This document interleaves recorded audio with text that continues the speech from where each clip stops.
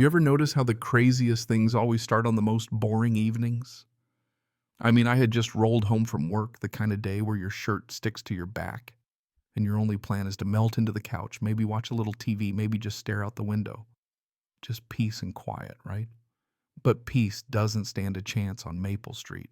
Not with Karen lurking out there ready to pounce on anything that doesn't fit her little rule book. So there I am, sun low and gold over the whole neighborhood, everything soaked in that fake sense of calm you only get right before a storm. The birds are half asleep, some kid's mowing his yard 3 houses down, and I'm just letting my brain drift thinking, tonight just maybe I get left alone. Yeah, right. I hadn't even made it out of my truck before I saw her, Karen in all her glory, standing by my mailbox with her phone glued to her ear, sunglasses perched on her nose like she's about to deliver a State of the Union address. She spots me, waves. Well, it's more like she's swatting flies. Before I can even get a word out, she's yelling across the driveway, that voice of hers slicing right through my chill like a rusty saw. "I'm reporting you for harassment," she shrieks, and I just kind of freeze there halfway between, what the hell? And is she serious right now? I managed to stammer out a confused, which, trust me, took more restraint than you'd think. She's not hearing any of it. "You know exactly what you did?" she hollers, pointing at me like she's on some courtroom drama. "I have evidence, cameras, witnesses. This ends now." And just like that, she slams her phone shut like she's dropping the mic. I'm standing there, still holding my keys, still trying to work out how I went from work mode to DEFCON 1 in 30 seconds. That's when Mrs. Alvarez pokes her head over the fence. God bless her, peering at Karen like she's about to blow a fuse. "Everything okay over here?" she asks, all sweet concern and neighborly nosiness. Karen jumps in before I can answer. Oh, she's harassing me as if yelling it one more time will make it true. Now here's the thing I knew better than to argue. With people like Karen, the second you say a word, they spin it into something ugly. So I just stood there silent, waiting it out, letting her burn herself out. Well, that was the plan, but not even 5 minutes later, I hear the sirens. My stomach drops, not because I'm guilty, but because I already know how this movie plays out. Cop cars pull up, lights bouncing off the windows, Karen's grinning like she just won the lottery.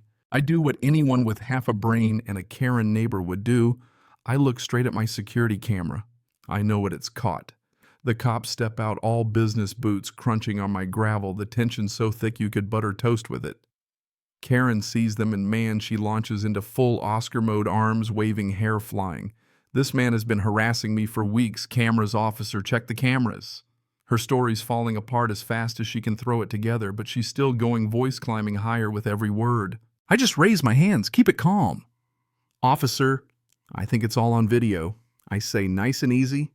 From the minute she started in on me, you can see I haven't done a thing except stand on my own driveway. Karen snaps around, eyes blazing. "Not accurate, I have proof." She's so sure she's got me cornered, she doesn't even see the cops exchanging that look. You know, the one like, here we go again. So they follow me inside, and I pull up the footage on my monitor, her screaming, her pointing, her pacing like a caged animal, all right there in glorious HD.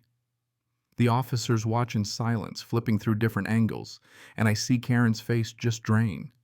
First she's confused, then mad, then flat-out panicked, like she finally realized the cameras aren't her friends today. "Ma'am," one cop says, "voice all business. We've reviewed the footage. There's no evidence of harassment. In fact," he flips through a few more seconds, "it's pretty clear you're the one making aggressive gestures and false accusations." I watch Karen's mouth open and close, but nothing comes out. You'd think she swallowed her script. The other cop steps forward, pulls out the cuffs. "Ma'am, you're under arrest for filing a false report." Let me tell you, nothing prepares you for seeing a Karen get read her rights in your front yard. She keeps shouting, wild, flailing, "This isn't fair, he's harassing me. Someone help." But nobody's helping. The neighbors are watching through their windows, some of them filming. All that noise, all that self-righteous rage. Now it's just echoes bouncing off the trees, fading into the evening. When they put her in the cruiser, I lean against my door, half shocked, half giddy. I know I shouldn't enjoy it, but come on, if you've ever dealt with a Karen, you know how sweet that moment is. Still, it's like the whole street just held its breath. Everything feels heavier, quieter, like the neighborhood itself is trying to process what it just witnessed. I step back onto the porch just in time to see cars rolling by, slow neighbors rubbernecking whispers flying down the block faster than a rumor at a high school dance. By the time I check my phone, 3 people have already texted me clips of her meltdown. Mrs. Alvarez pops back up, shaking her head, eyes wide. "Never seen anything like that," she says, half laughing, half stunned. "I'm glad you're all right." I shrug. Honestly, I'm more surprised she thought anyone would buy it. But I won't lie, my hands are still shaking, adrenaline still buzzing in my ears. That night, I sit with a mug of coffee, replaying the footage, catching every ridiculous detail, her finger jabbing the stomp of her heel, that panicked look when the cops turn on her. It's like I'm watching someone else's reality show. I think about all the times she's gotten away with this, blaming, accusing, making life hell for anyone she doesn't like. But not tonight.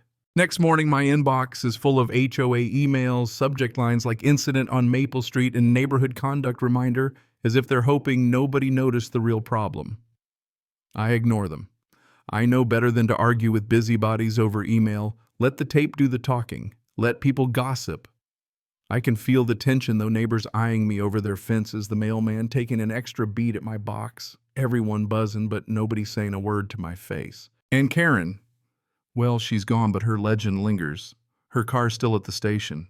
Her Facebook's wiped clean, but her little circle of supporters. They're stirring, whispering, giving me side-eye in the street. Part of me wants to shout the truth from the rooftops, but I've learned, just let it be. People see what they want to see, and sometimes the best revenge is letting them stew in their own doubt. Just when I think I've survived the worst of it, there's a knock at the door. My stomach does a somersault. I'm expecting round 2, maybe the rest of the HOA board with torches and pitchforks. Instead, it's just one of the board members, clipboard in hand, trying to look friendly, but mostly just looking tired. "We need to talk about yesterday," she says, voice clipped, eyes serious. I invite her in the house, still thick with that mix of coffee and leftover anxiety. She settles into my armchair and gets right to it.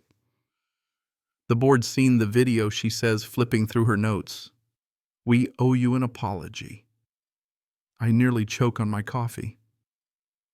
An apology from the HOA. That's about as rare as a unicorn sighting. She keeps talking, careful and slow. "We're making changes, taking steps to prevent this kind of thing. What Karen did was unacceptable." I nod, trying not to let my relief show. All I want is some peace and quiet. No more drama. She promises things will change, tells me the board's grateful I kept my cameras rolling. "You handled yourself calmly," she says, actually smiling. I laugh, a dry, tired sound. Calm, more like trying not to get swept up in her tornado. She laughs too, and just like that, the ice breaks a little. When she leaves, I walk out onto my porch, breathing deep, the last rays of sunlight stretching across the cul-de-sac. For the first time in days, the air feels lighter, like the street itself is ready to move on. Karen's drama. It's fading, already becoming neighborhood lore, a story that'll get wilder every time it's told. She wanted to control the narrative, but all she did was hand it to the cameras and my stubborn patience. That's the thing about justice, at least out here sometimes. It's not about yelling the loudest or pointing the most fingers. Sometimes it's just about standing your ground, letting the truth catch up, and holding on until it does. I pour myself another coffee, finally at ease, and watch as everything settles back into its ordinary, boring rhythm. Well, ordinary for Maple Street. But let's be real, ordinary is just a security camera away from going full-blown ridiculous. So if you made it this far, let me ask, what would you have done in my shoes? Do you think the cameras saved the day, or would you have handled Karen another way? Drop your wildest HOA stories down in the comments. Hit that subscribe button. If you love a little neighborhood drama, and share this video with someone who needs a reminder sometimes the best revenge is just letting the truth roll.